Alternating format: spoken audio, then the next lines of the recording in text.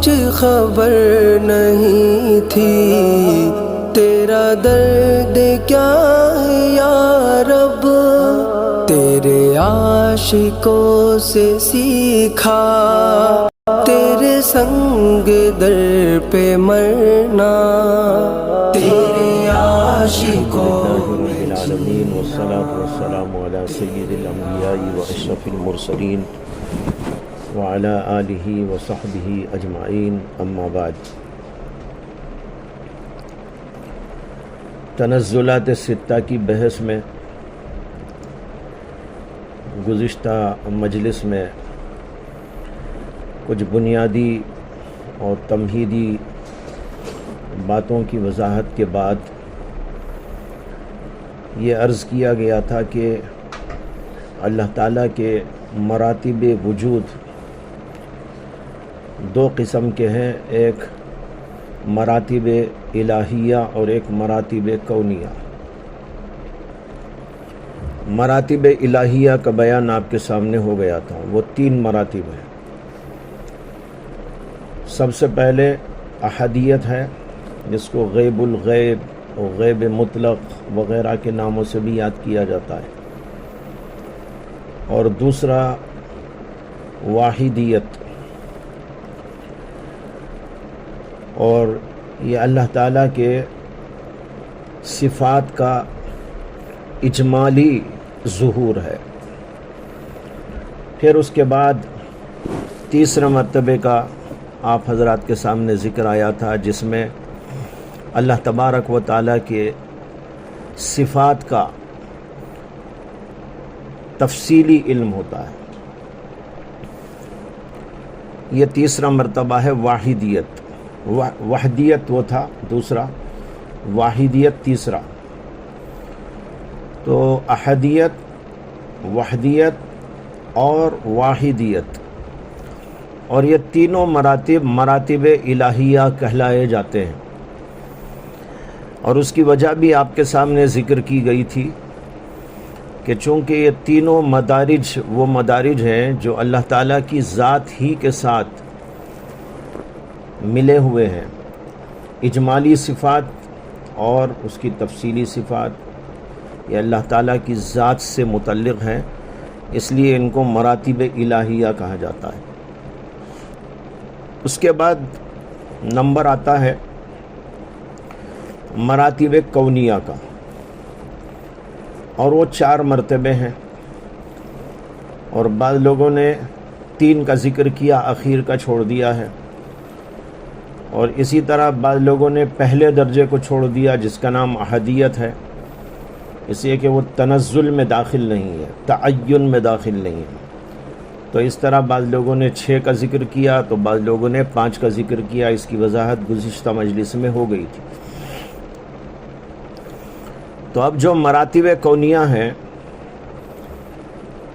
کہ اللہ تعالیٰ کا ظہور مراتب الہیہ کے بعد مخلوق کے ساتھ ہوتا ہے،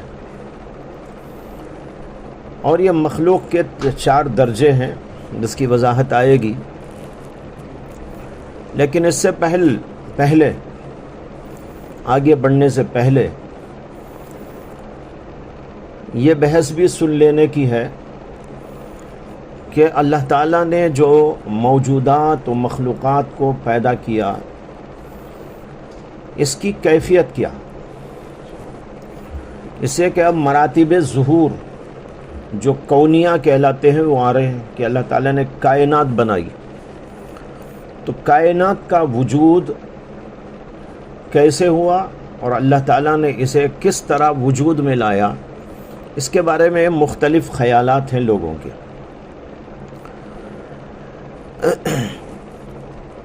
یہ تو بات طے ہے کہ اللہ تبارک و تعالیٰ نے کائنات بنائی، اور وہ کائنات جس میں کہ ہم زندگی گزار رہے ہیں، اور ہم خود اس کائنات کا ایک جز ہیں اور حصہ ہیں۔ لیکن سوال یہ ہے کہ اللہ تعالیٰ کی ذات ازلی، ابدی اور قدیم، اور جو چیزیں موجودات کہلاتی ہیں، مخلوقات کہلاتی ہیں، عالم کائنات جس کو کہا جاتا ہے، وہ سب حادث. تو قدیم کا حادث سے ربط کیسا ہوا؟ یہ ایک مسئلہ ہے، فلسفیانہ مسئلہ، اور یہاں آ کر بڑے نقاط نظر پیدا ہو گئے. اس کو کہتے ہیں ربط القدیم بالحادث. قدیم کا حادث کے ساتھ کس طرح ربط ہوا ہے، جس کی وجہ سے کائنات ظہور میں آئی. اس میں 3 نقطے نظر ہیں جو اہل اسلام کے ہیں، اور ایک نقطہ نظر فلاسفہ اور حکماء کا ہے. فلاسفہ اور حکماء نے اس مسئلے کا جواب یہ دیا کہ انہوں نے ایک ربط بے ربط پیدا کیا. ربط بے ربط. انہوں نے کہا کہ اللہ تعالیٰ نے پہلے ایک عقل کو بنایا، پھر اس عقل سے اور ایک عقل، پھر اس سے ایک تیسری عقل. عقول عشرہ کا ایک نظریہ ہے فلسفیانہ. تو پھر اس کے بعد افلاک بنائے، اور پھر ان کو واسطہ بنا کر، یعنی اللہ نے ان کو بنا کے چھوڑ دیا، اور پھر ان سے وجود ہو گیا ان چیزوں کا. تو انہوں نے رب کے لیے یہ پیدا کیا ہے مسئلہ کہ اللہ تبارک و تعالیٰ نے عقول عشرہ کو بنایا، بلکہ پہلی عقل کو بنایا،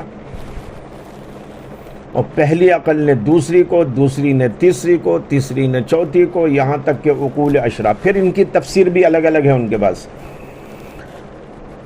کوئی اسے ملائکہ سے تعبیر کرتے ہیں، کوئی کسی خاص طاقت سے تعبیر کرتے ہیں، وغیرہ وغیرہ. تو عقول عشرہ بنائے، پھر ان سے افلاک وجود میں آئے، پھر ان افلاک سے کائنات وجود میں آئی. اس طریقے پر ان لوگوں کا نظریہ ہے. لیکن علماء اسلام، چاہے وہ مشائخ ہوں، صوفیاء کرام یا علماء اعظام، ان کے سلسلے میں 3 نقطے نظر پائے جاتے ہیں. ایک وہ نقطہ نظر ہے جو متفق علیہ ہے، اور 2 نقطے نظر وہ ہیں جو مختلف ہی ہیں. جو متفق علیہ نقطہ نظر ہے وہ یہ ہے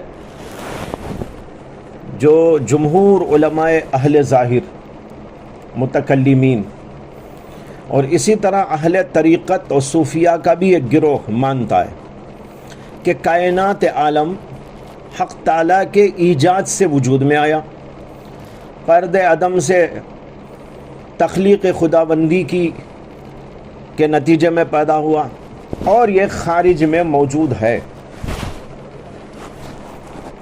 اور جو کچھ اس میں اوصاف اور کمالات پائے جاتے ہیں وہ سب حق تعالیٰ کی ایجاد سے اس کے اندر پائے جاتے ہیں.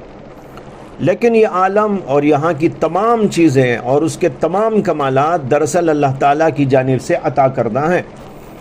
ان کے یہ ذاتی کمالات اور ذاتی خوبیاں نہیں ہیں، بلکہ اللہ تعالیٰ کی جانب سے عطا کردہ خوبیاں ہیں. ان کا وجود اللہ کا عطا کردہ ہے، ان میں حسن اللہ کا پیدا کردہ ہے، ان کا جمال اللہ کا پیدا کردہ ہے، ان میں کوئی کمال ہے تو وہ اللہ تعالیٰ نے بنایا ہے، اور یہ سب خارج میں پایا جاتا ہے. ایک عام نقطہ نظر ہے، اور تمام تقریباً عوام الناس بھی اسی کو سمجھتے ہیں کہ زمین ہے، آسمان ہے، چاند ہے، سورج ہے، سب اللہ نے بنایا، اللہ کی ایجاد سے وجود میں آئے. اللہ نے ان کو وجود دیا، وہ موجود ہیں. ان میں کمال پیدا کیا، ان میں کمال موجود ہے. حسن پیدا کیا تو ان کے اندر حسن موجود ہے. ان کا یہ ذاتی کمال اور ذاتی وجود نہیں ہے، بلکہ اللہ کا عطائی ہے. لیکن ہے خارج کے اندر اس کا باقاعدہ وجود ہے. یہ نقطہ نظر سبھی تقریباً مسلمانوں کا، علماء کا بھی، عوام کا بھی ہے. یہ متفق علیہ ہے. اسی کی طرف میں نے اشارہ دیا تھا، یہ متفق علیہ ہے.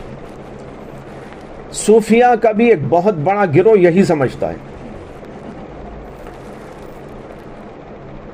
دوسرا نقطہ نظر اس میں ذرا سا ہٹ کر ہے۔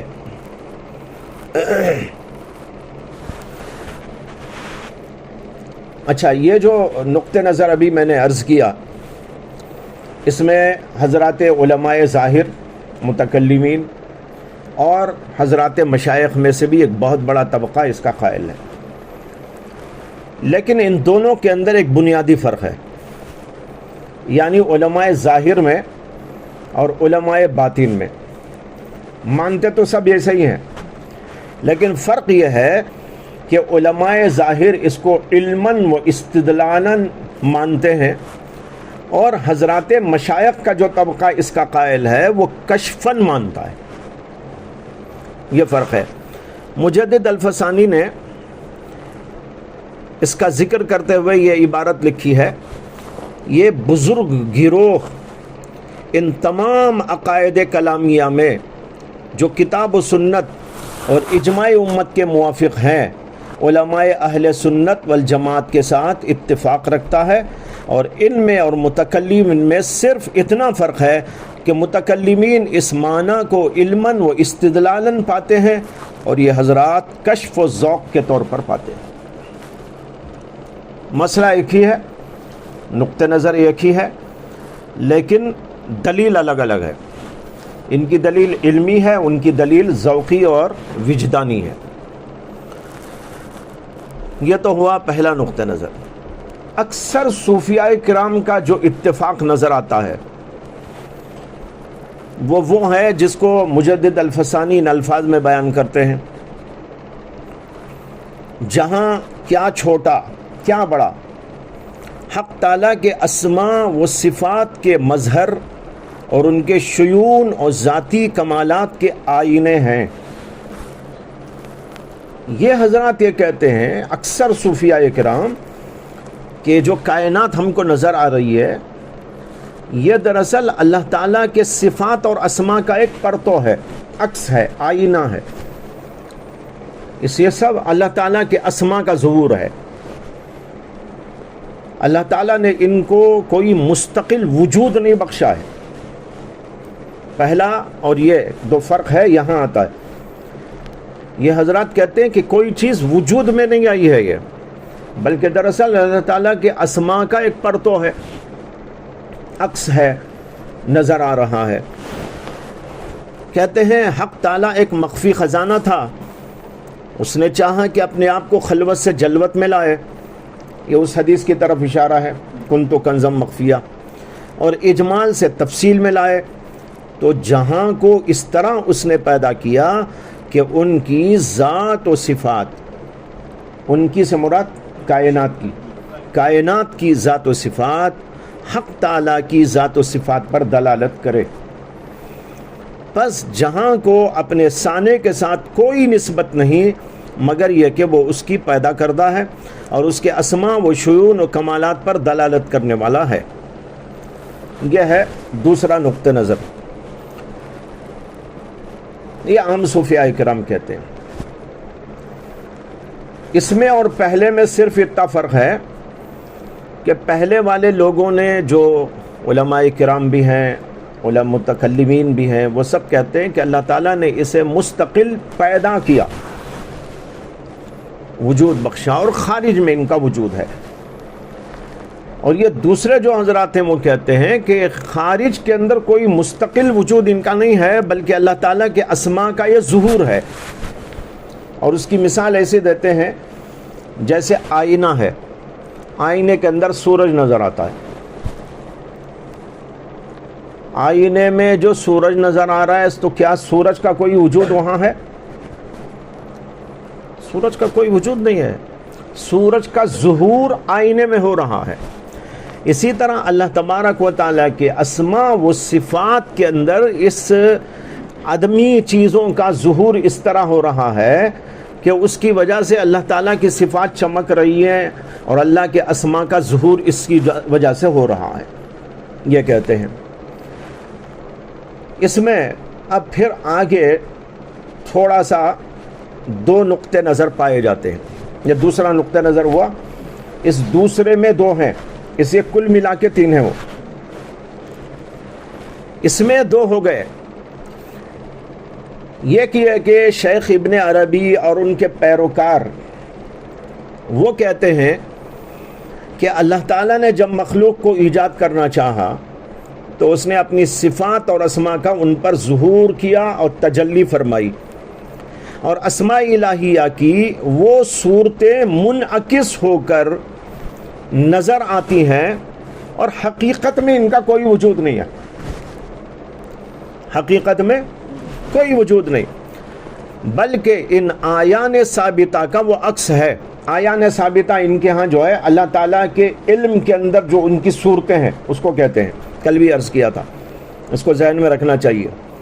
آیان ثابتہ یہ ایک اصطلاحی لفظ ہے صوفیہ کا، اس کا معنی یہ ہوتا ہے کہ اللہ تعالیٰ نے، جیسے کہ کل آئی تھی بات کہ اجمالی صفات سے اور اسی طرح تفصیلی صفات کا جب ظہور کیا تو اس کے اندر آدمی جو چیزیں تھیں ان کا ظہور، ان کا جو ایک علمی تصور پیدا ہوا، اس علمی صورتوں کا نام ان کے نزدیک آیان ثابتہ۔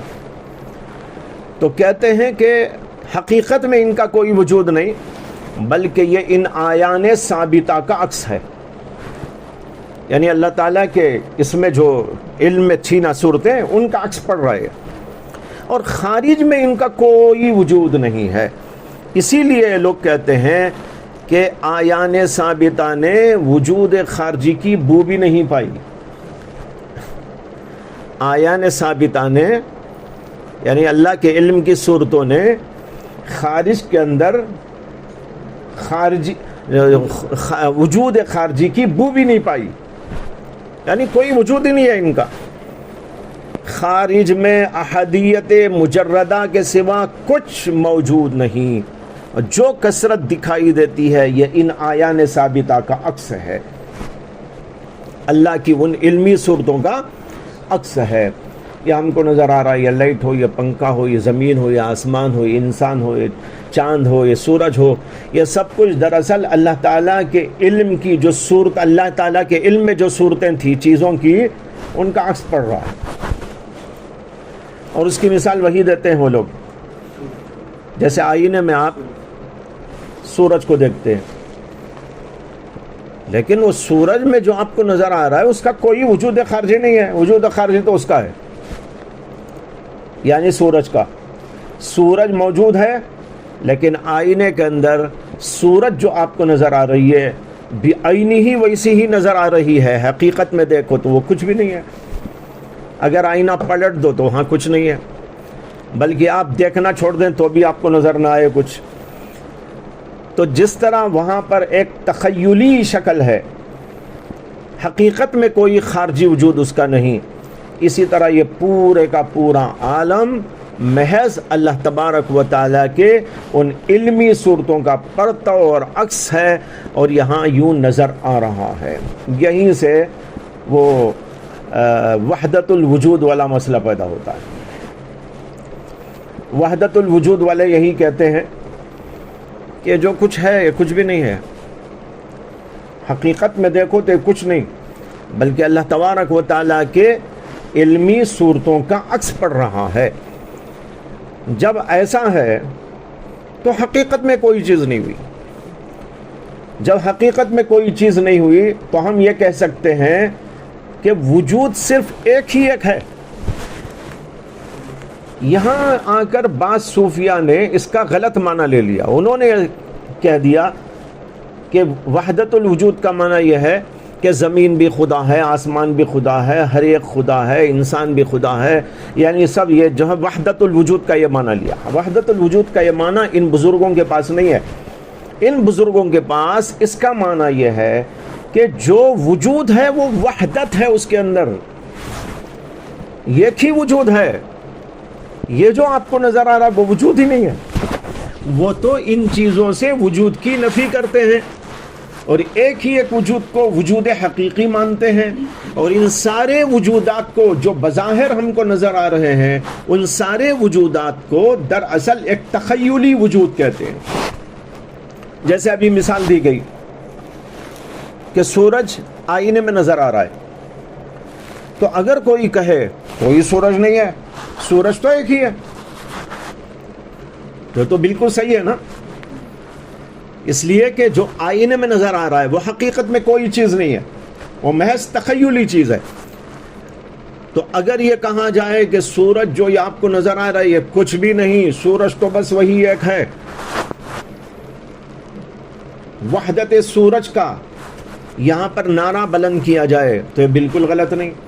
اسی طریقے پر ان لوگوں کے نزدیک یہ پوری کائنات اور یہاں کی ہر چیز اصل میں اللہ تعالیٰ کی علمی صورتوں کا پرتو ہے، حقیقت میں کچھ نہیں ہے، ایک تخیل ہے ہمارا جو نظر آ رہا ہے۔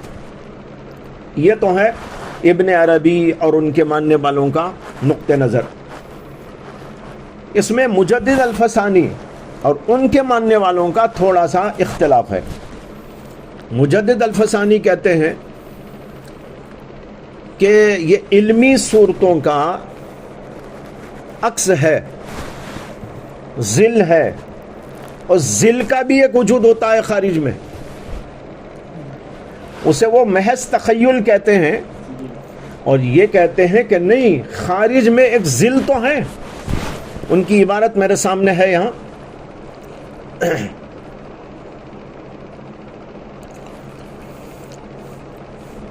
ممکنات کی حقیقتیں وہ عدمات ہیں، کل بھی یہ بات آئی تھی، جو اسماء و صفات کی نقیضیں ہیں۔ اسماء و صفات کے ان عکوس کے ساتھ جب ان عدمات کے آئینوں میں خان علم میں ظاہر ہوئے، ایک دوسرے کے ساتھ ملے ہوئے، قادر مطلق نے جب چاہا ان ملی ہوئی ماہیتوں میں سے وجود ذلی کے ساتھ متصف کر کے موجود خارجی بنا دیا۔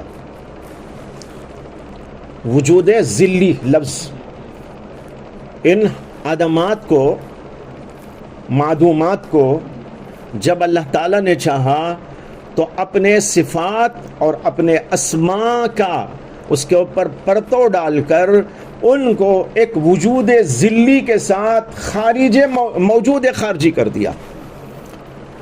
تو امام مجدد الفسانی کا تھوڑا سا اختلاف یہاں پر ہے، وہ کہتے ہیں یہ محض تخیل ہے، یعنی کوئی ذل بھی نہیں ہے یہ، اور امام مجدد الفسانی یہ کہتے ہیں کہ نہیں، ذل تو ہے، جیسے کہ آپ اپنا سایہ دیکھتے ہیں، چیزوں کا سایہ دیکھتے ہیں تو خارج میں تو اس کا وجود ہے، اور اس خارجی وجود میں اور اللہ تعالیٰ کے اسماء و صفات کے خارجی وجود میں ایک فرق بھی ہے۔ وہ فرق یہ ہے کہ اللہ تعالیٰ کے اسماء و صفات کا جو وجود خارجی ذلی وجود کی شکل میں موجود ہے، اس میں استقلال و استقرار ہوتا ہے، اور ہمارا جو چیزوں کا وجود ہوتا ہے، یہ ذلی وجود ہوتا ہے، ان کے اندر استقرار نہیں ہوتا۔ جیسے آپ بیٹھے ہیں، سورج کی روشنی میں آپ کا عکس نظر آئے گا، آپ ہٹ جائیں گے تو نظر نہیں آئے گا۔ وہ کہتے ہیں کہ یہ تو ہمارا ہے، اس لیے کہ ہم آدمی ہیں، اگرچہ آدمی بن گئے ہیں، آدمی ہے تو ہمارا یہ جو ہے وہ سب حادث ہے، اس لیے ہمارا وہ عکس بھی حادث ہی حادث ہے۔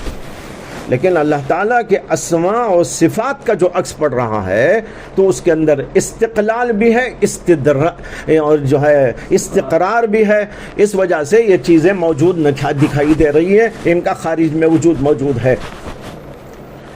یہ ہے 3 نقاط نظر۔ عمومی نقطہ نظر تو سب کو معلوم ہی ہے، اس کے بعد جو ہے نا، ان کے اندر ایک ابن عربی وغیرہ کا ہے جو اس پورے وجود کو محض ایک تخیلی وجود کہتے ہیں، خیالی وجود کہتے ہیں، اور اس کی مثال وہی ہے جو ابھی دی گئی، یعنی آئینے کی مثال۔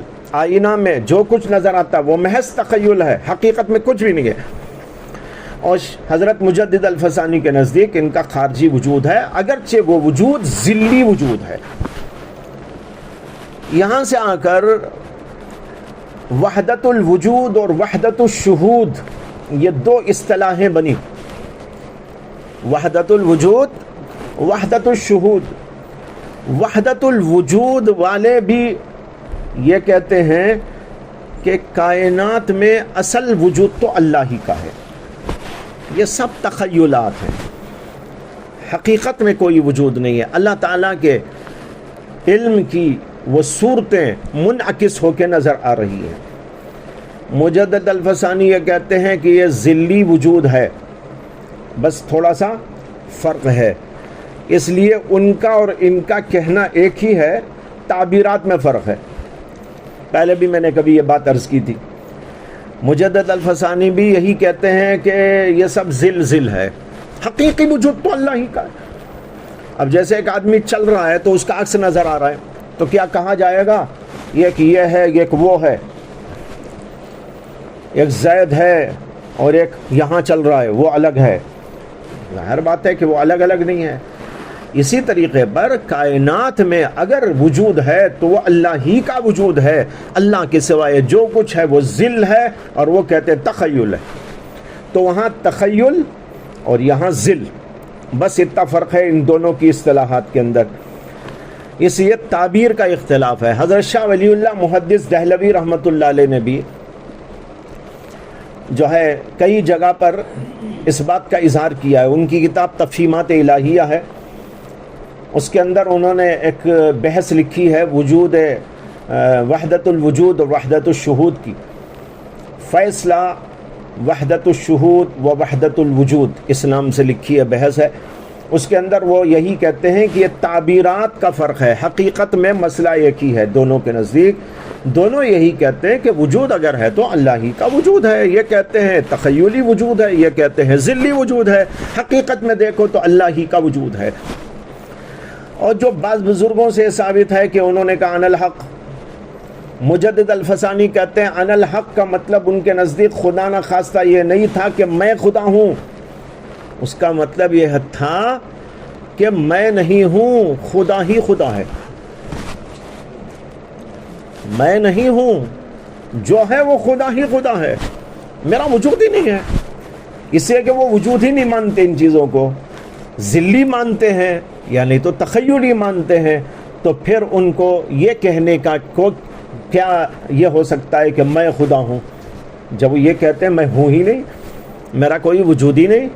جیسے کہ کوئی سائے کو دیکھ کر کہے بھائی میں ہوں، یہ کیا ہے سایہ، یہ تو کچھ نہیں۔ تو جس طریقے پر یہاں یہ کہنا درست ہے، اسی طرح ان بزرگوں کا یہ کہنا درست ہے۔ تو یہ ہے کہ اللہ تبارک و تعالیٰ نے کائنات کو وجود میں لایا، تو یہ ربط بین القدیم والحادث کیسے ہوا، اس کے اندر یہ چند نقاط نظر ہیں۔ اب اس کے بعد ہم جو ہے وہ اصل بحث کی طرف آتے ہیں۔ دونوں نقاط نظر تخیل اور ذل کا فرق ہے، دونوں اس میں تخیل اور ذل کا فرق ہے، یا یہ ہے کہ دونوں لوگ ذل کو مانتے ہیں لیکن یہ ذل کے وجود خارجی کو ثابت کرتے ہیں اور ایک وجود خارجی کو ثابت کرتے ہیں، وہ تخیل کہتے ہیں، صرف تخیل، یعنی ابن عربی اور ان کے ماننے والوں کا یہ ہے کہ جو کچھ ہے تخیلی وجود ہے۔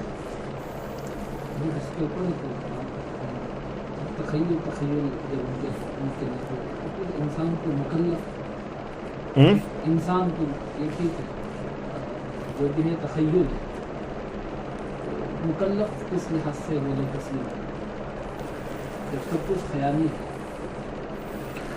جو خیال آپ کو آ رہا ہے اس پر عمل کرنا ہے۔ تو تخیلی وجود تو ہے نا، تخیلی وجود تو ہے نا، اس تخیل پر حکم دیا گیا ہے۔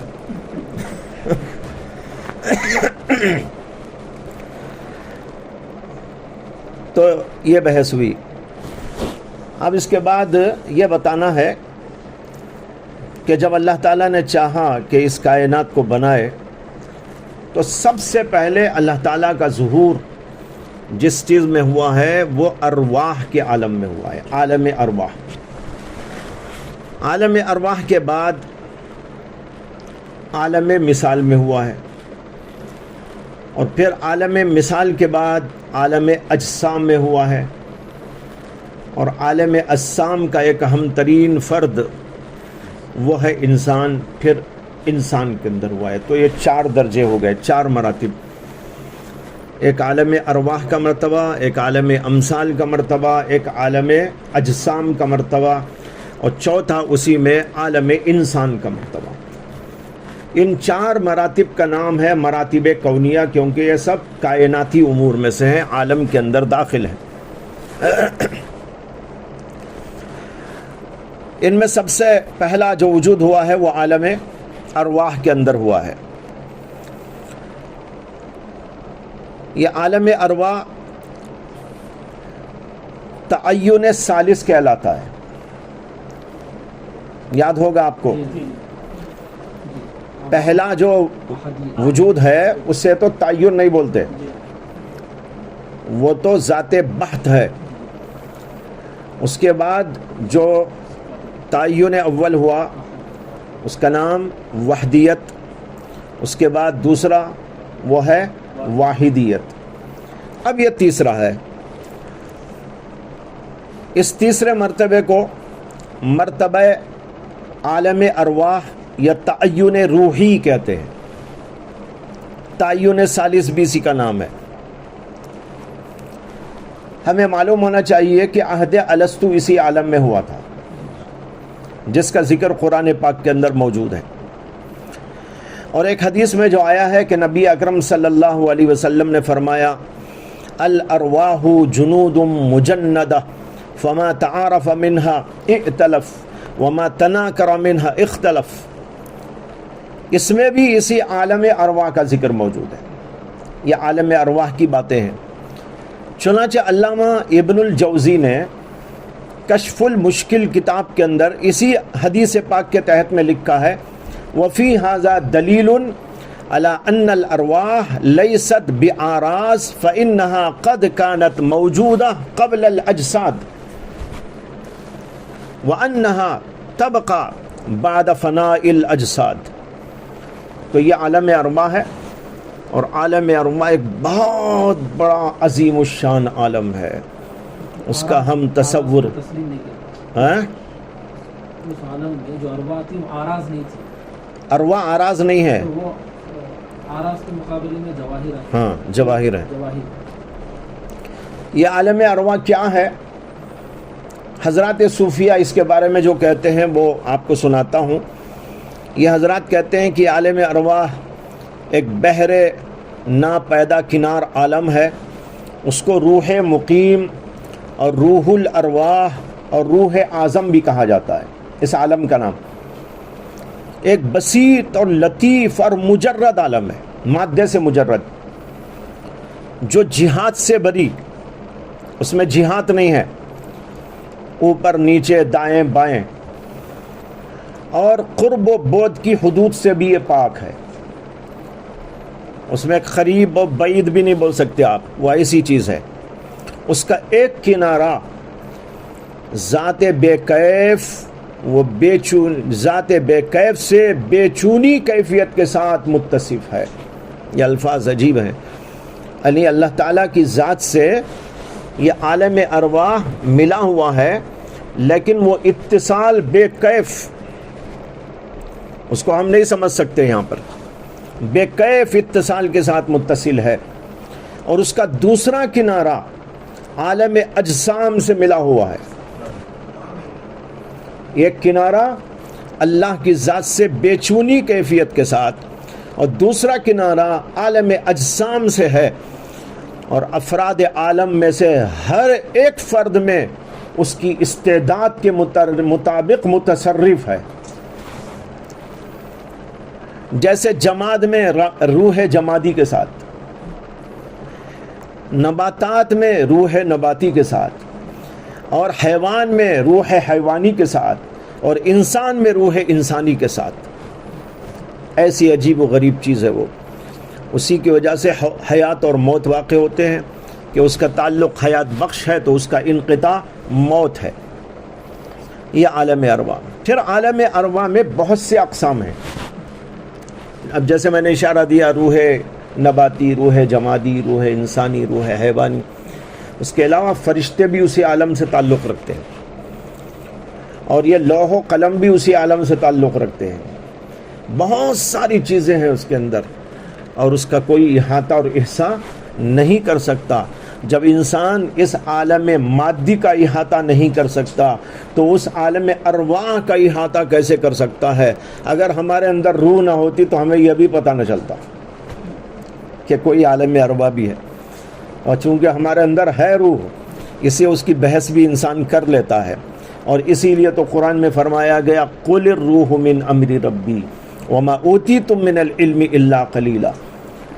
اس کا پورا علم انسان حاصل نہیں کر سکتا۔ یہ ہے عالم ارواح۔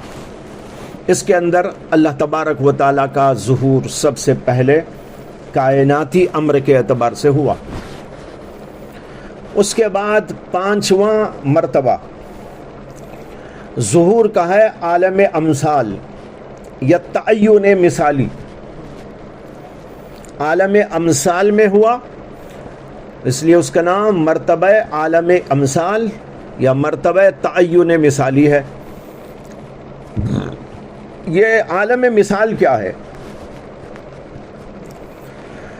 ایک طرف عالم ارواح ہے اور ایک طرف عالم اجسام ہے، ان دونوں کو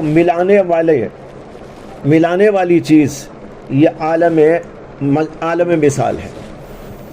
عالم ارواح میں اور عالم اجسام میں بود ہے، وہ روح ہے، یہ جسم ہے۔ روح کہاں، جسم کہاں؟ ان دونوں کے درمیان میں ربط پیدا کرنے کے لیے اللہ تعالیٰ نے ایک عالم پیدا کیا ہے، اس کا نام عالم مثال۔ عالم مثال کا تذکرہ حضرت شاہ ولی اللہ محدث دہلوی نے حجت اللہ البالغہ کے شروع ہی میں تفصیل کے ساتھ میں کیا ہے، اور 9 حدیثیں اس کی دلیل میں پیش کی۔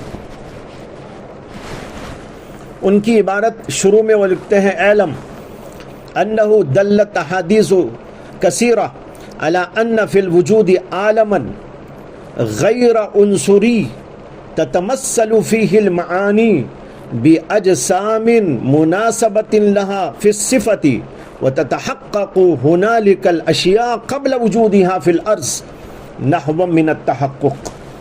ایک قسم کا تحقق اور وجود ان کو ملتا ہے، اور ہر چیز وہاں عالم مثال کے اندر موجود ہوتی ہے، اور اس کے اندر جو ہے جو اجسام ہیں ان کی صورتیں بھی ہیں، معانی کی صورتیں بھی ہیں،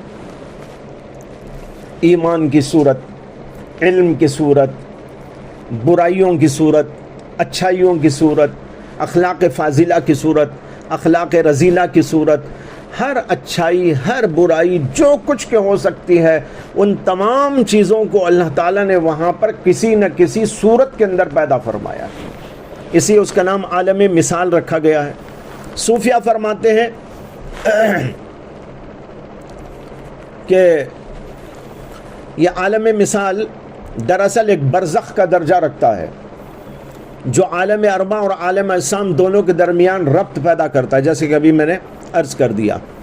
یہ عالم مثال بھی ایک لطیف عالم ہے جو قابل تیر و سیر ہے، وہاں تیران بھی ہو سکتا ہے اور سیر بھی کی جا سکتی ہے، جو کبھی خواب میں بھی نظر آتا ہے اور کبھی مشاہدے میں بھی نظر آتا ہے، لیکن اس کو ظاہری ہاتھوں سے چھوا نہیں جا سکتا اور ظاہری آنکھوں سے دیکھا نہیں جا سکتا۔ یہ عالم مثال، اس عالم کے بارے میں مجدد الفسانی نے بہت لمبی گفتگو مختلف جگہ کی ہے۔ ایک جگہ وہ کہتے ہیں کہ جاننا چاہیے کہ عالم مثال تمام عوالم سے فراخ تر ہے۔ میرا اندازہ یہ ہے کہ مجدد الفسانی کی اس عبارت کے اندر تمام کا لفظ اس ظاہری کائنات کے اعتبار سے استعمال کیا گیا ہے، عالم ارواح کے اعتبار سے نہیں ہے۔ تمام عوالم سے مراد یعنی یہ ظاہری عوالم، زمین، آسمان، چاند، سورج، ستارے، انسان، یہ ان کے اعتبار سے تو جاننا چاہیے کہ عالم مثال تمام عوالم سے فراخ تر ہے۔ جو کچھ بھی تمام عوالم میں موجود اس کی صورت عالم مثال میں موجود ہے۔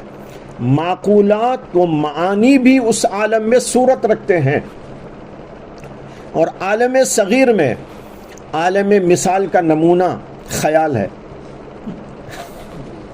عالم صغیر میں عالم مثال کا نمونہ کیا ہے؟ دیکھنا ہو تو خیال کو دیکھو۔ خیال میں تمام اشیاء کی صورتیں متصور ہیں۔ سالک کے مقامات و احوال کی کیفیتوں کو خیال ہی میں متصور کر کے دکھا دیتا ہے اور اہل علم بنا دیتا ہے۔ اگر خیال نہ ہوتا تو سب جاہل ہوتے۔ خیال ہی میں تو علم کی شکلیں، صورتیں، یہ سب پیدا ہو رہی ہیں۔ تو بہرحال اس کی ایک مثال ہے۔ یہاں پر ایک بات یہ ہے کہ عالم مثال کا تذکرہ بالاستقلال قرآن میں، حدیث میں، بلکہ متقدمین کی اکثر کتابوں میں نہیں ملتا، لیکن کسی نہ کسی طور پر اس کا تذکرہ آتا ہے، کسی نہ کسی طور پر تذکرہ ضرور آتا ہے۔ مثال کے طور پر بعض احادیث کی تشریح کے اندر علماء عالم مثال کو دے کر سمجھاتے ہیں، اگرچہ مستقلاً عالم مثال کا ذکر نہیں کرتے۔ مثلا یہ حدیث آتی ہے وضو کے اعضاء سے پانی جھڑتا ہے، وضو کے اعضاء سے گناہ جھڑتے ہیں۔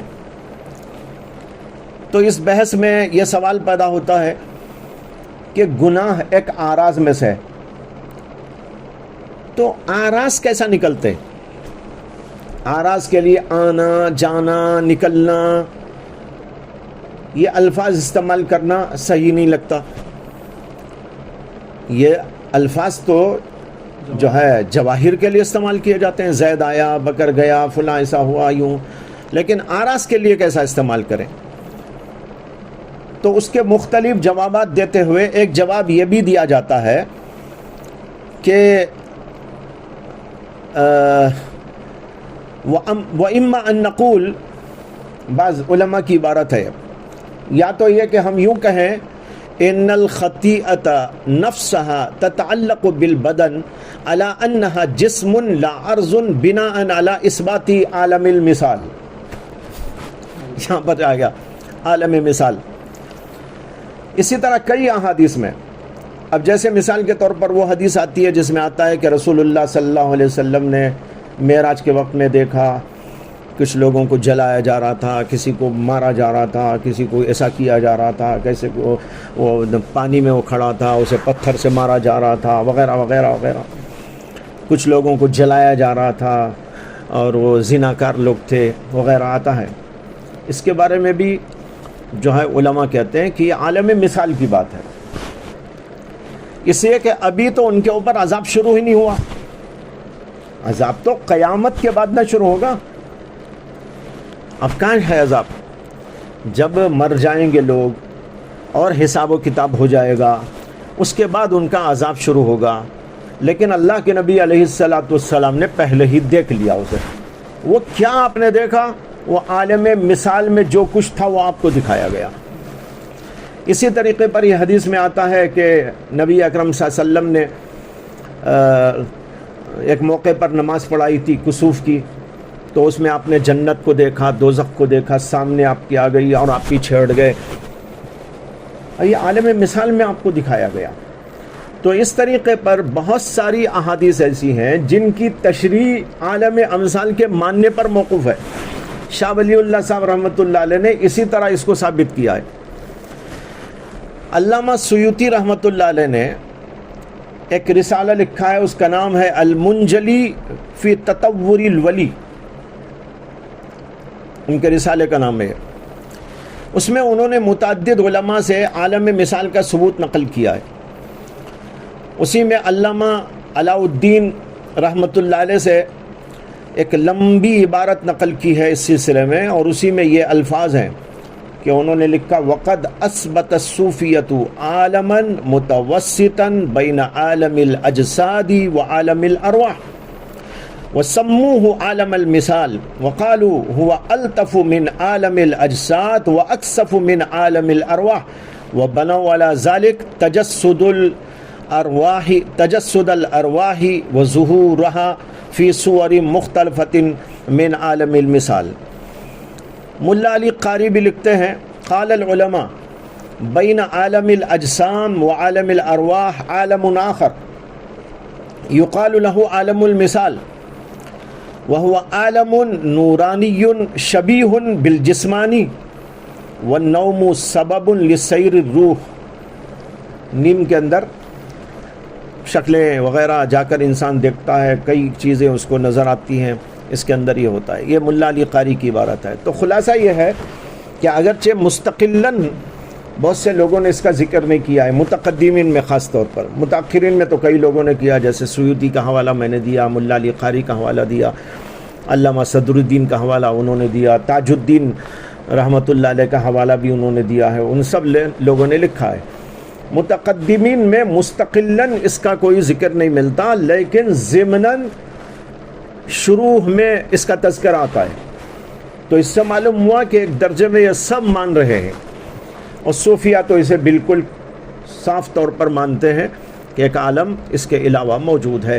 اس عالم میں اللہ تعالیٰ کا جو ظہور ہوا وہ تعین رابع، تعین خامس نا،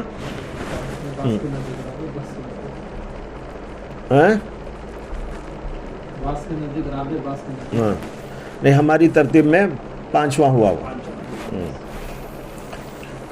اس کے بعد ہاں عالم مثال کو عالم برزخ بنا دیا گیا.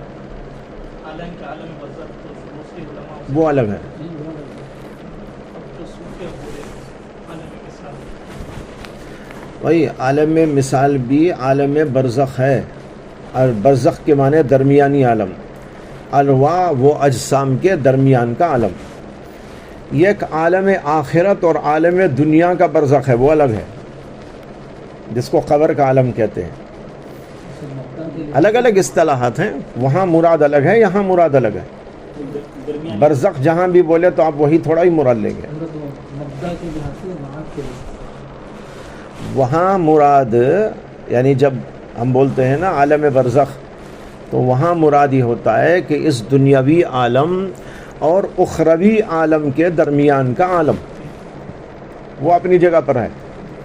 یہاں پر اصطلاح میں جو استعمال کیا جا رہا ہے، یہاں پر برزخی سے مراد یہ عالم ارواح و عالم اجسام کے درمیان کا عالم. بات تو آخرت کا جو اس کا جو عالم ہے وہ عالم ارواحی ہے، اور جو دنیا ہے عالم اجسام ہی ہے. اور بیچ کی چیز کو وہ لوگ عالم مثال بول رہے ہیں، ابھی لوگ عالم برزخ. کیا بیچ کی چیز کو یہ لوگ عالم مثال بول رہے ہیں، اور عالم برزخ.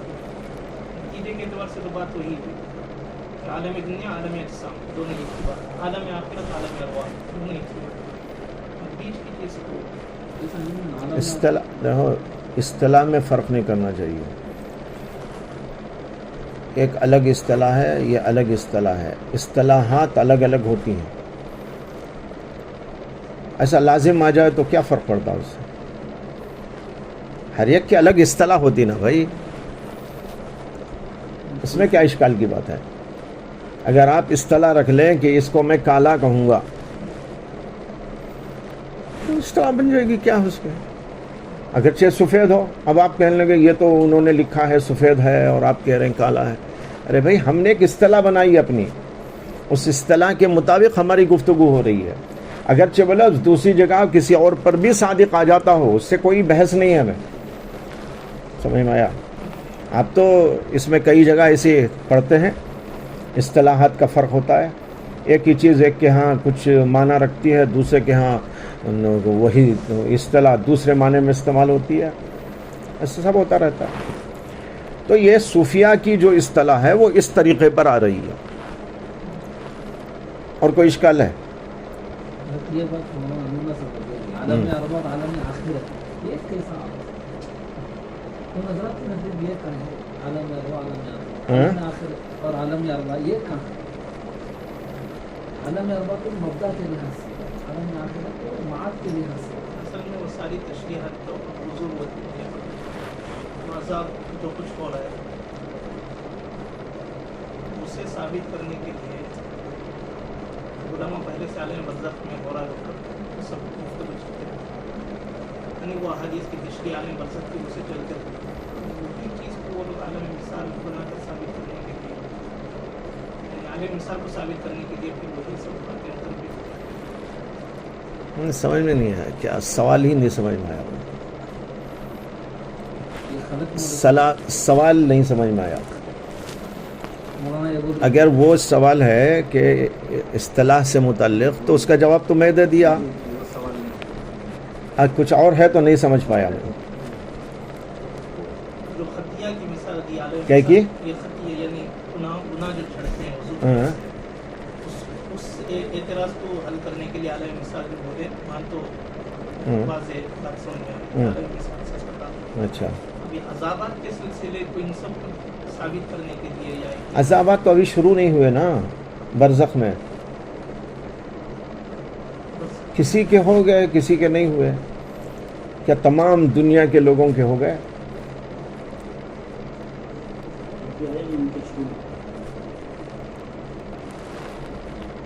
اور وہ جہنم کے عذابات جو دکھائے گئے نبی اکرم صلی اللہ علیہ وسلم کو، وہ کیا تھے؟ اس حدیث میں یہ بھی ہے آپ کی امت کے افراد، حضرت جبرائیل نے فرمایا آپ کی امت کو ابھی آنے والی وہ کیا تھے؟ صحابہ سے متعلق بتایا ہے۔ کسی کو جلایا جا رہا ہے، کسی کو مارا جا رہا ہے، کسی کو کوٹا جا رہا ہے، یہ کیا تھا؟ اب صوفیہ اسی جو عالم مثال ہوتا ہے تو اب علماء اسے اس وقت کیا بولتے تھے؟ صوفیہ کی بات آنے سے پہلے اس دنیا کی بات اسے ثابت کرتے تھے؟ نہیں، علماء ہی کی بات نقل کر رہا ہوں میں آپ کے سامنے، میں تو یہی مثال دیا تھا آپ کو، ضمن تذکرہ آتا ہے مستقل، میں نے تو یہی کہا تھا کہ علماء متقدمین میں مستقلاً عالم مثال کا اگرچہ نام لے کر ذکر نہیں آتا لیکن مختلف حوالوں سے تذکرہ پایا جاتا ہے، اور اسی میں یہ حوالہ دیا میں نے، 2 مثالیں دی آپ کو، یہ علماء ہی کی مثالیں دی میں نے، صوفیہ کی نہیں دی میں جو دے رہا ہوں وہ انہی کی۔ ابھی جو عبارت بھی آپ کو سنایا، وہ عبارت بھی آپ کو میں نے جو سنائی تھی وہ علماء ہی کی عبارت ہے، جو مختلف علماء نے لکھی ہے، کئی کتابوں کے اندر موجود ہے۔ وَإِمَّا أَن نَّقُولَ أَنَّ الْخَطِيَّةَ نَفْسَهَا، یہ جو ہے، اور اسی طرح وہ جو میں بتا رہا ہوں وہ بھی علماء ہی نے لکھا ہے، علماء ظاہر ہی نے، شراح حدیث نے لکھا ہے، تو اب کیا اشکال ہے؟ ہاں؟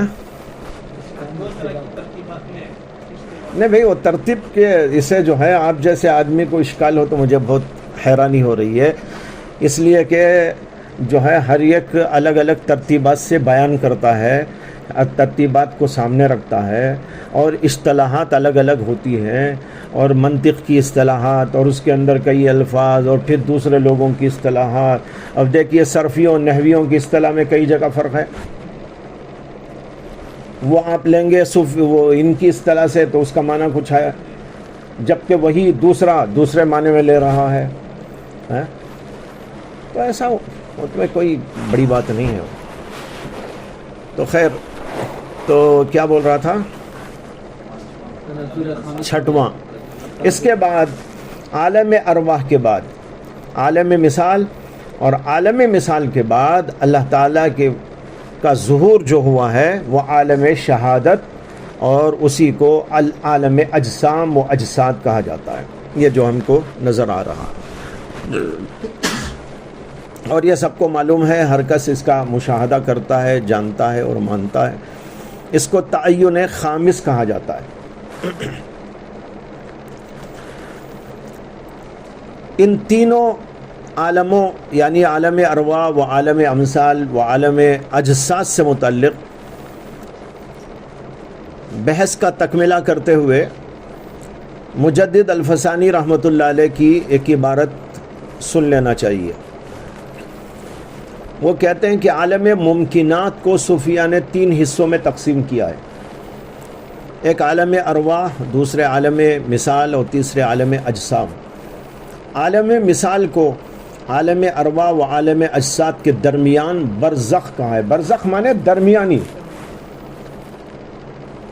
قرآن میں ایک جگہ برزخن آیا ہے، وہ پانی کے بارے میں آیا ہے، اب وہاں برزخ سے وہ مراد لے لیں تو ارے یہاں قبر کہاں سے آ گئی؟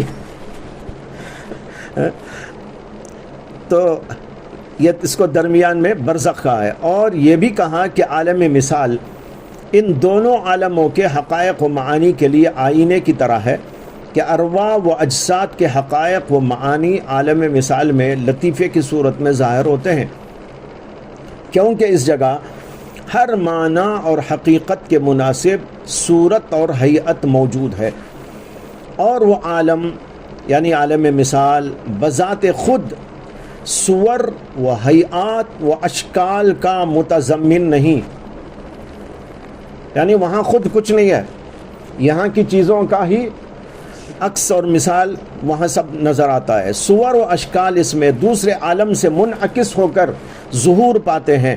اس کی مثال آئینے کی طرح ہے جو بذات خود کسی صورت کا متضمن نہیں، اگر اس میں کوئی صورت موجود ہے تو وہ باہر سے آئی ہے. عالم مثال دیکھنے کے لیے ہے نہ کہ رہنے کے لیے. عالم مثال دیکھنے کے لیے ہے نہ کہ رہنے کے لیے. رہنے کے لیے تو یا تو عالم ارواح ہے یا عالم اجسام ہے. عالم مثال ان دونوں میں آئینے سے بڑھ کر کوئی چیز نہیں ہے. یہاں سے جو فرق ہو گیا عالم برزخ میں تو جا کر رہتے ہیں. ہاں وہ الگ چیز ہے بھائی، اس کا معنی ہی الگ ہے. یہ ہوا عالم اجسام کا معاملہ. یہ تین عالم ہوئے، عالم ارواح، عالم امثال اور عالم اجساد. پھر عالم اجساد میں سب سے زیادہ بھاری جو مخلوق ہے وہ ہے انسان.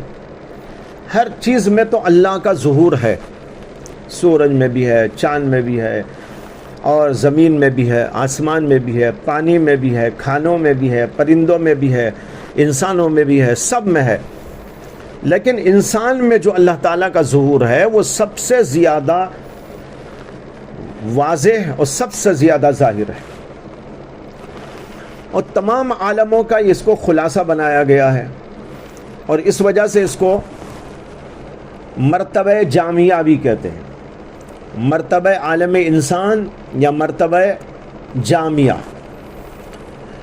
جامعہ اسی لیے کہتے ہیں کہ یہ تمام عوالم کا خلاصہ اور مخلوقات کا لب لباب ہے.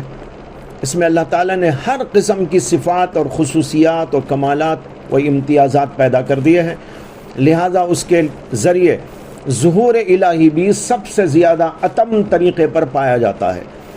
اس کو مرتبہ جامعہ اور تعین سادس اور تجلی سادس کہتے ہیں. یہاں آ کر ظہور کے تمام مراتب ختم ہو جاتے ہیں. اب اس سے بھی اعلیٰ کوئی ظہور کا درجہ نہیں ہے.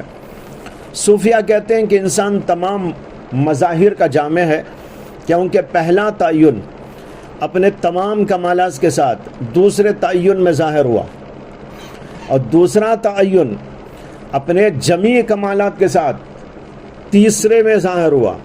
اسی طرح بعد کے تعینات اپنے تمام کمالات کے ساتھ اس اخیر تعین یعنی انسان کے اندر ظاہر ہوئے.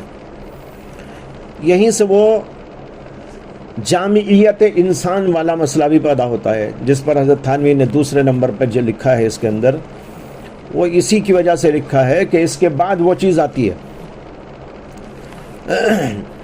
اسے کہ جو کچھ اوپر ہے وہ سب اس کے اندر موجود ہے.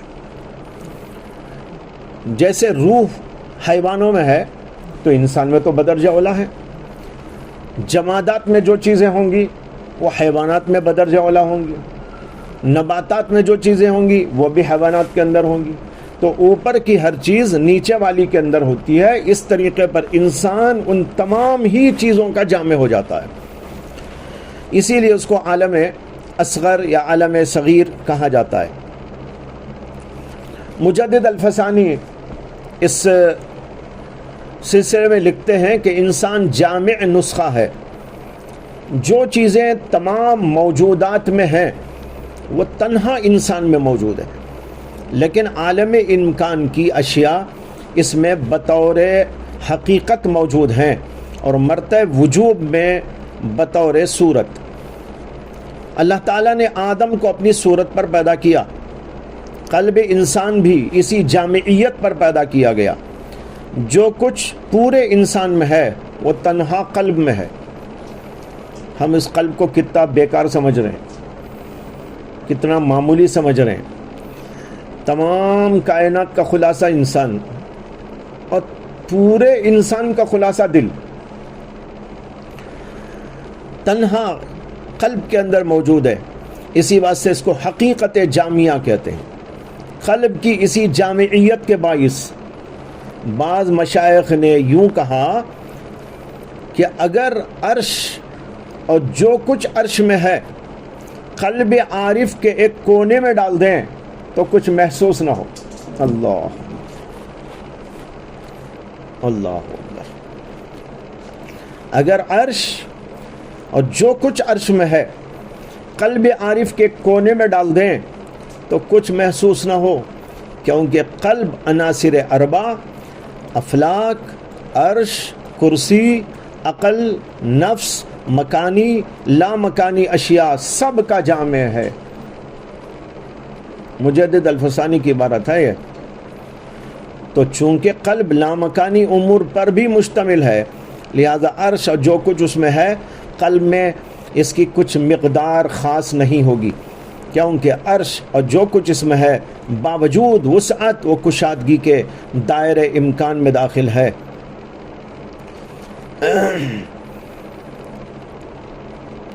مگر شاہ صاحب نے، یہ حضرت مجدد صاحب نے مشائخ کے اس قول سے تھوڑا سا اختلاف کیا آگے. انہوں نے کہا لیکن مشائخ میں سے اصحاب صحو جانتے ہیں کہ یہ حکم سکر پر مبنی ہے. اصحاب صحو یعنی عقل ہوش والے، اصحاب سکر جو مست ہو جاتے ہیں، تو جو مستی میں آتے ہیں اللہ کے عشق میں، وہ ایسی باتیں کر چکے ہیں. اور جو اصحاب صحو ہیں وہ جانتے ہیں کہ یہ حکم سکر پر مبنی ہے اور شے کی حقیقت اور اس کے نمونے میں عدم امتیاز کا باعث ہے، عدم امتیاز اس کا باعث ہے. یعنی مجدد صاحب یہ کہنا چاہتے ہیں، یہ بات تو اپنی جگہ پر ٹھیک ہے کہ عرش اور عرش کے ساتھ جو کچھ بھی ہے وہ اگر عارف کے دل میں ڈال دیا جائے تو ایک کونے میں آ جائے، محسوس بھی نہ ہو. لیکن یہاں عرش اور عرش کے ساتھ والی چیزوں سے مراد اس کا عکس ہے، اصل نہیں ہے. اس کو کہہ رہے شے کی حقیقت اور اس کے نمونے میں عدم امتیاز سے یہ بات پیدا ہوئی ہے. تو ایک ہے شے اور ایک ہے اس کا نمونہ.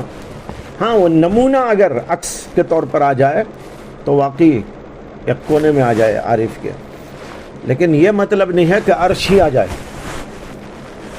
یہ بولنا چاہ رہے ہیں عرش مجید جو ظہور تام کا محل و مقام ہے، اس سے بہت بلند ہے کہ قلب تنگ میں اس کی گنجائش ہو. ان کی عبارت عرش مجید جو ظہور تام کا محل و مقام ہے، اس سے بہت بلند ہے کہ قلب تنگ میں اس کی گنجائش ہو. قلب کے اندر عرش جو کچھ نظر آتا ہے وہ عرش کا نمونہ ہے، حقیقت عرش نہیں. اور اس میں کوئی شک نہیں کہ قلب کے آگے عرش کے نمونے کی کوئی حیثیت نہیں، کیونکہ قلب بے انتہا اشیاء کے نمونوں کا جامع ہے. تو یہ انسان کامل اور جامع انسان، اس کی تعریف ہے.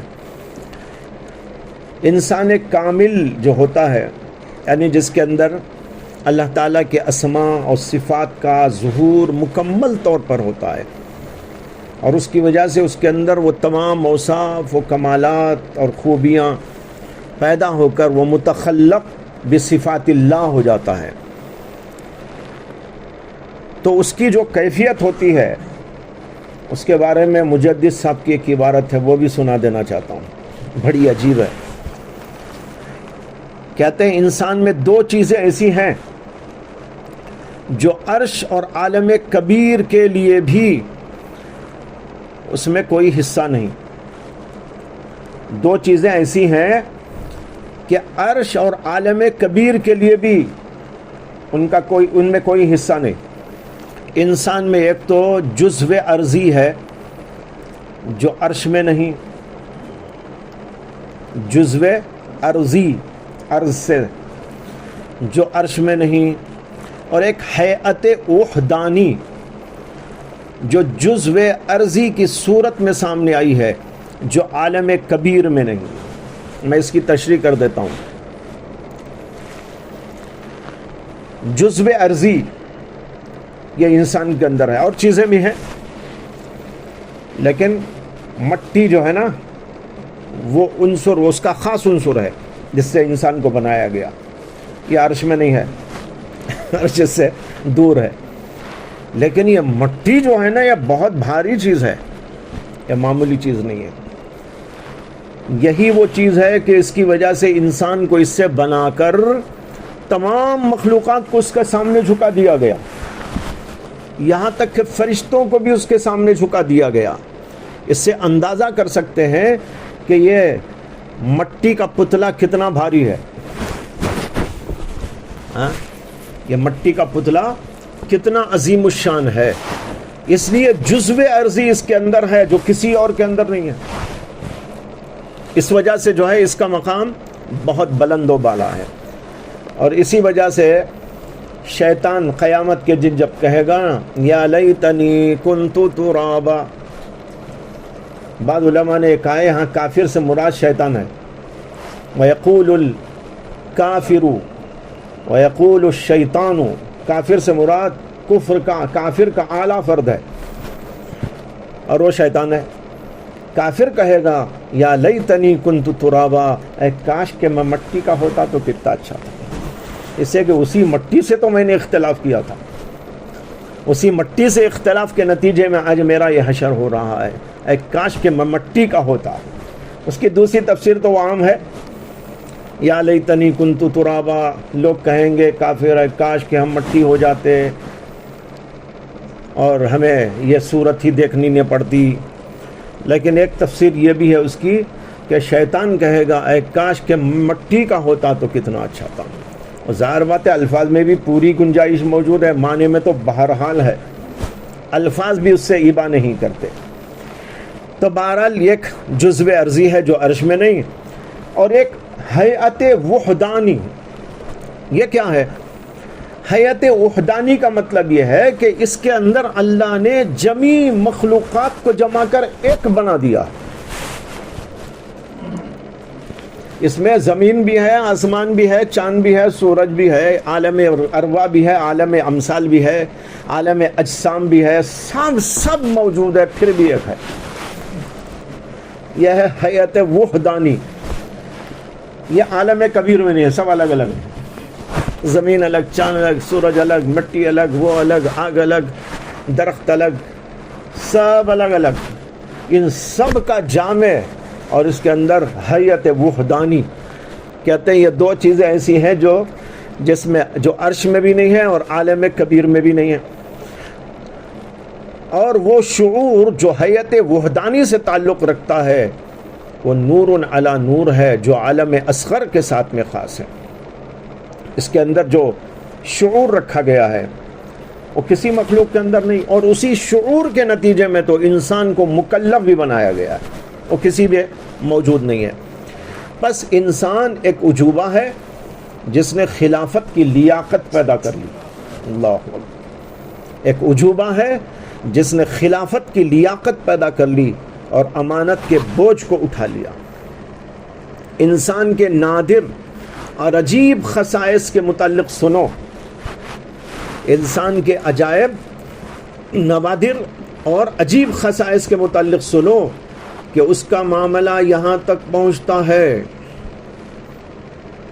اس کا معاملہ یہاں تک پہنچتا ہے کہ حضرت احدیت مجردہ کا آئینہ بننے کی قابلیت پیدا کر لیتا ہے۔ اللہ اور صفات و شؤونات کے اقتران اور اتصال کے بغیر ہی ذات احد تعالی شانہ کا مظہر بن جاتا ہے۔ اللہ، یہ عبارت بڑی عجیب ہے اور جو ہے دل ہلنے لگتا ہے، انسان کو جھنجھوڑ دیتا ہے۔ پھر پڑھتا ہوں، انسان کے نادر اور عجیب خصائص کے متعلق سنو کہ اس کا معاملہ یہاں تک پہنچتا ہے کہ حضرت احدیت مجردہ، یہ پہلا مرتبہ حضرت احدیت مجردہ کا آئینہ ہونے کی قابلیت پیدا کر لیتا ہے، اور پھر صفات و شؤونات کے اقتران و اتصال کے بغیر ہی ذات احد کا مظہر بن جاتا ہے، حالانکہ حضرت ذات تعالی تقدس ہم وقت اپنی صفات و شؤونات کی جامع ہے۔ اللہ تعالیٰ کی صفات تو ہمیشہ اس کے ساتھ میں رہتی ہے، ذات تعالیٰ کے لیے کسی وقت بھی صفات و شؤونات سے جدائی ممکن نہیں۔ اس کی تفصیل یہ ہے کہ انسان کامل جب ذات احدیت کے ماسوا کی گرفتاری سے آزاد ہو جاتا ہے، ذات احدیت کے ماسوا تمام مخلوقات کی گرفتاری سے آزاد ہو جاتا ہے، تو ذات احد کے ساتھ گرفتاری پیدا کر دیتا ہے، وہ اللہ کا ہو جاتا ہے۔ اس صفات و شؤونات میں سے کچھ بھی اس کا ملحوظ، منظور، مقصود، مطلوب نہیں ہوتا، بس وہ ذات کی طرف ایسا متوجہ ہو جاتا ہے کہ اللہ کی صفات و شؤونات سے بھی اس کو کچھ مطلب نہیں ہوتا۔ اور کہتے ہیں کہ جیسے المرء من احب مع من احب ہے، اس کے مطابق اس کے لیے حضرت احدیت مجردہ کے ساتھ ایک مجہول الکیفیت اتصال پیدا ہو جاتا ہے، اور وہ گرفتاری جو اس ذات احد کے ساتھ حاصل ہوئی تھی ایک بے چوں قرب کی نسبت بے چوں ذات کے ساتھ اس میں ثابت کر دیتی ہے۔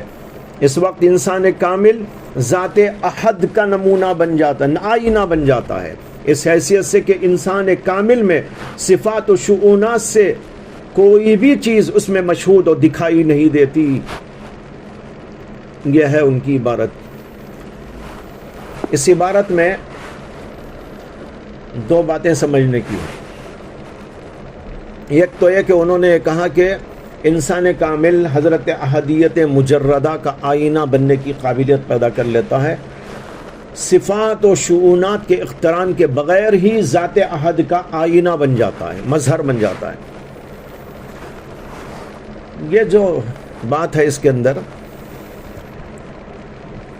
یہ پڑھنے کے بعد کافی جو ہے اس پر غور و خوض کرتا رہا، اور اس کو پوری طرح سمجھنے کے لیے متوجہ الی اللہ ہوا، تو یوں سمجھ میں آیا کہ اس کی مثال ایسی ہے جیسے ایک بادشاہ ہو۔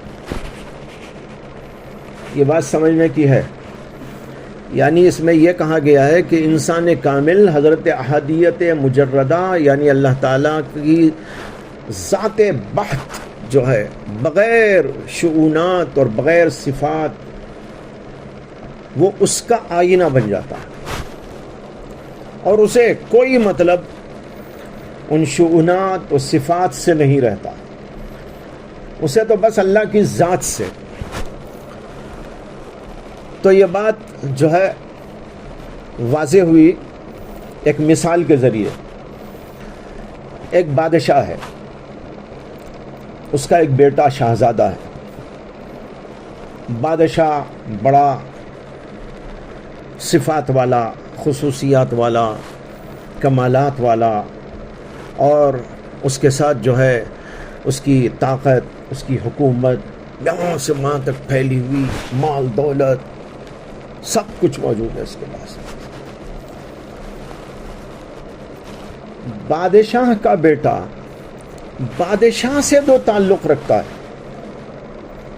وہ کیا حکومت اور اس کے مال اور اس کی طاقت، اس کے حشم و خدم، ان وجوہات سے رکھتا ہے یا اس کی ذات محض سے رکھتا ہے؟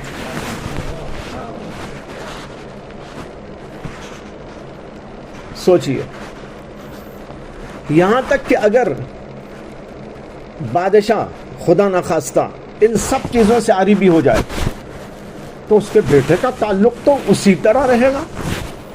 اسے تو ذات بادشاہ سے تعلق ہے جو اس کا باپ ہے.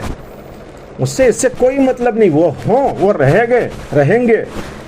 بادشاہ جب بھی ہے وہ ان چیزوں کے ساتھ ہی رہے گا, لیکن اس کی نظر ان پر نہیں ہوگی. اس کی نظر تو بادشاہ کی ذات پر ہوگی. اسی طرح اللہ کے ولیوں میں کچھ لوگ وہ ہوتے ہیں جو اللہ کی صفات سے کوئی تعلق نہیں رکھتے, اللہ کی ذات کی طرف متوجہ ہوتے ہیں. یہ مجھ کو سمجھایا گیا. ایک مراقبے میں نے اس کو جو ہے معلوم کرنے کی کوشش کی, تو ایک مثال یہ اللہ تعالیٰ کی طرف سے ڈالی گئی, مجھے بہت اطمینان ہوا. دوسری بات یہ سمجھنے کی ہے کہ حضرت مجدد کی اس عبارت میں یہ واقع ہوا ہے کہ اس وقت انسان ایک کامل ذات احد کا آئینہ بن جاتا ہے. تو میرے ذہن میں سوال پیدا ہوا کہ وہ کون لوگ ہیں. اسے کہ ان کی عبارت میں یہ بھی ہے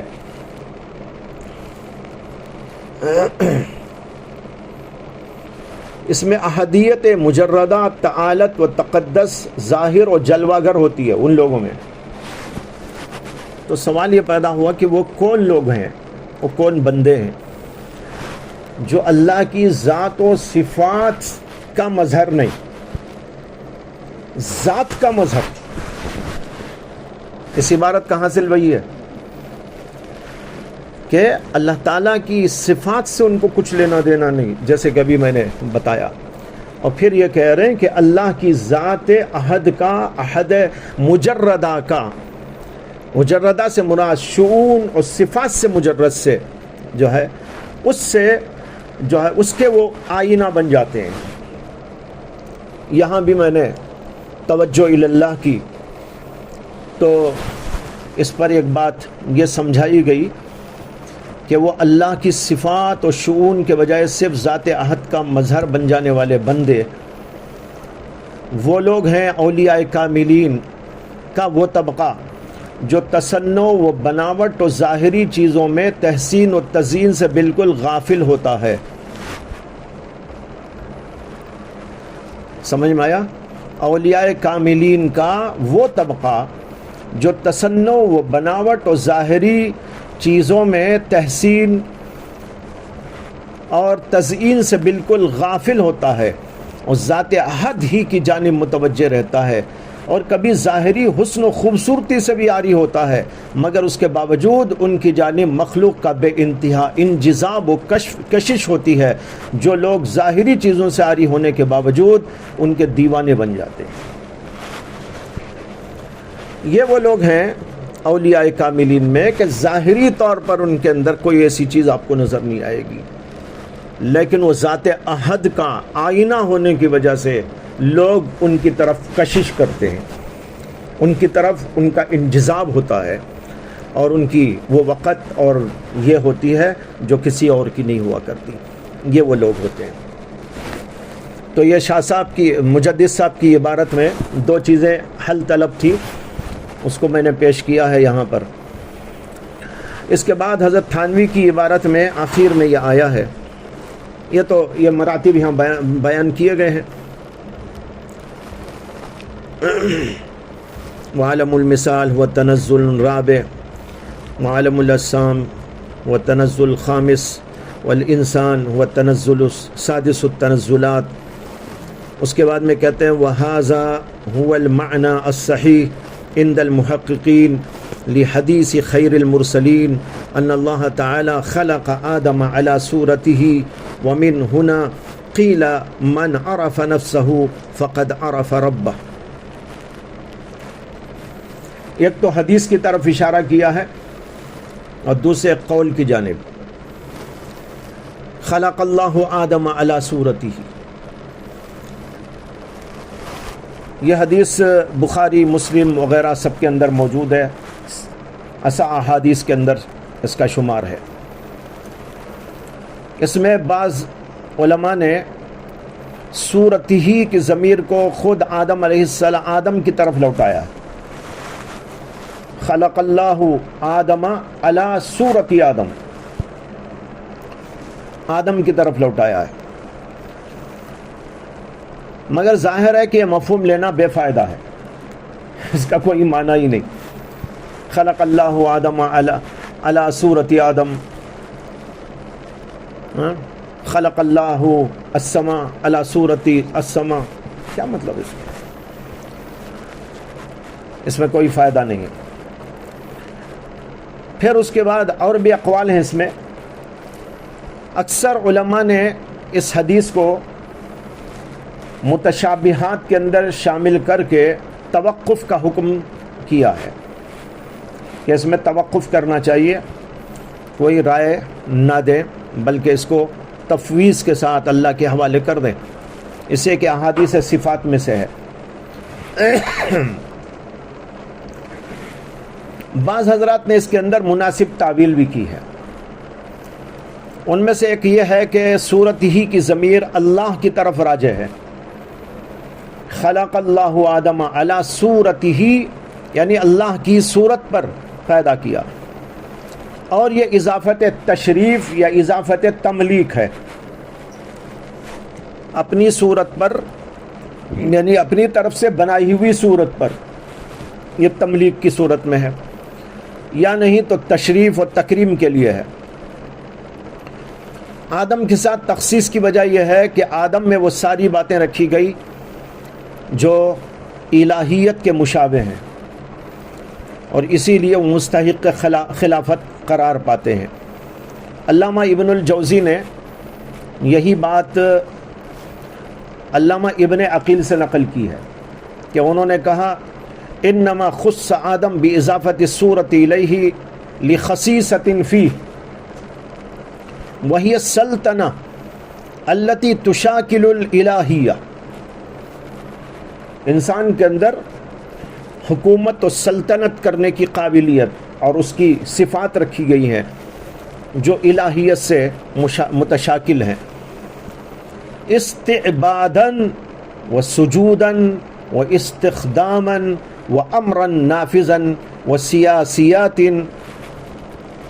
یعمر بها البلاد و یصلح بها امر العباد۔ یہ ان کی عبارت ہے، کہتے ہیں وَلَيْسَ فِي الْجِنِّ وَالْمَلَائِكَةِ مَنْ يَجْتَمِعُ عَلَى طَاعَتِهِ نَوْعُهُ وَقَبِيلَتُهُ سِوَى الْآدَمِ، جنات، ملائکہ یا اور کوئی مخلوق ایسی نہیں ہے کہ ان کی نوع کسی ان کے بڑے پر جمع ہو جاتی ہے، یہ انسان کے اندر ہی ہے، تو انسان کے اندر سلطنت کرنے کی قابلیت، اور اسی لیے اسے اللہ تعالیٰ نے وہ مقام بھی عطا فرمایا ہے۔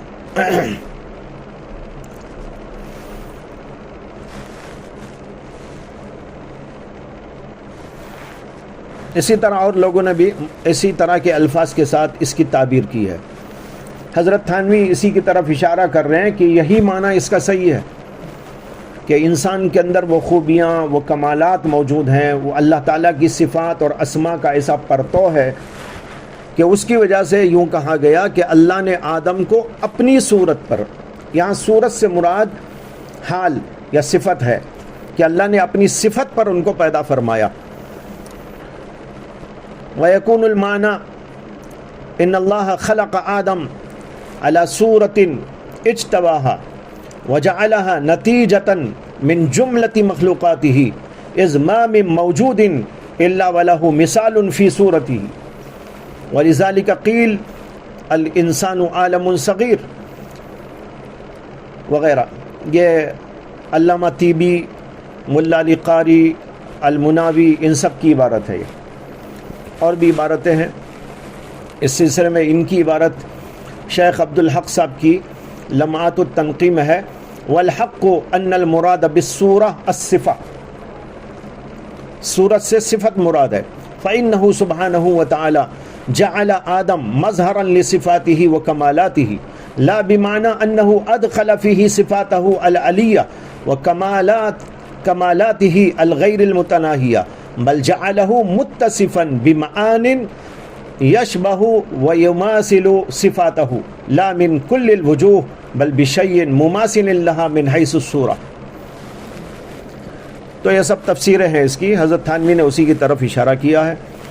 اور دوسری بات انہوں نے کہی کہ اسی وجہ سے کہا گیا من عرف نفسہ فقد عرف ربہ.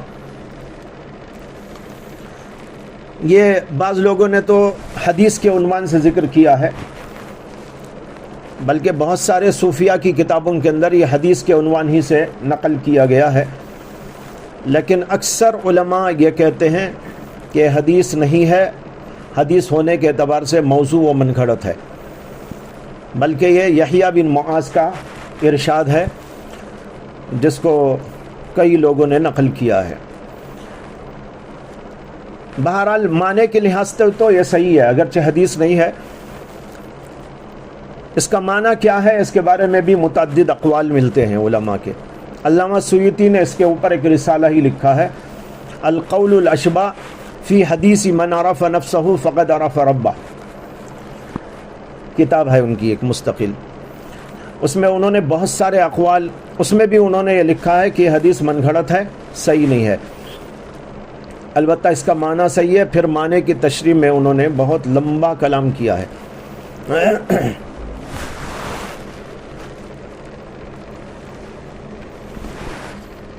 اس میں جو کلام ہے اس میں امام غزالی کی ایک عبارت پڑھتا ہوں.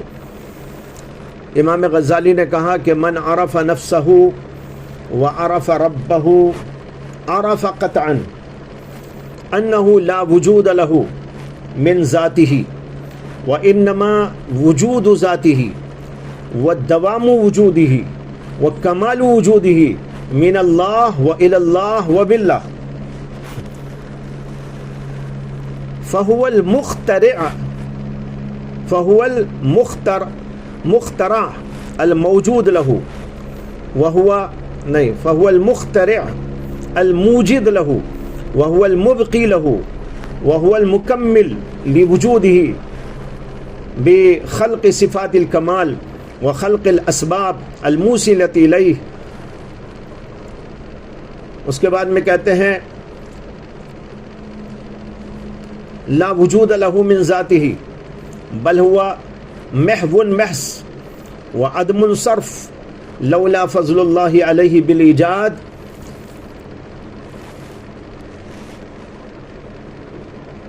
یکون حالک، ایسا کچھ ہے، غلطی ہو گئی نقل کرنے میں.